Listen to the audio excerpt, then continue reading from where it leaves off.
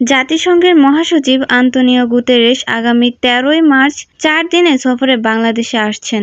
অন্তর্বর্তী সরকারের প্রধান উপদেষ্টা অধ্যাপক মোহাম্মদ ইউনূসের আমন্ত্রণে গুতেরেস বাংলাদেশে সফরে আসবেন। আজ বুধবার নিউ ইয়র্ক থেকে বাংলাদেশের স্থায়ী মিশন এই তথ্য জানিয়েছেন। জাতিসংঘ মহাসচিবের কার্যালয়ও এই সফরের তথ্য নিশ্চিত করেছেন। জাতিসংঘ মহাসচিব কার্যালয় জানিয়েছেন, গুতেরেস আগামী ১৩ থেকে ১৬ মার্চ পর্যন্ত বাংলাদেশে সফর করবেন।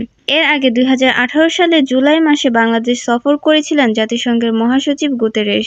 বাংলাদেশের প্রধান উপদেষ্টার আমন্ত্রণে গুতেরেস এখন বাংলাদেশ সফর করছেন।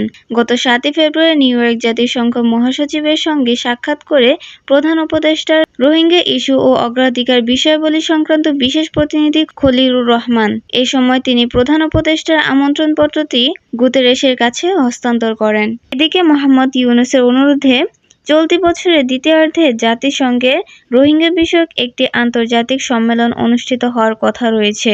কাতারের রাজধানী দোহায় এই সম্মেলন আয়োজনের বিষয়ে আলোচনা হচ্ছে।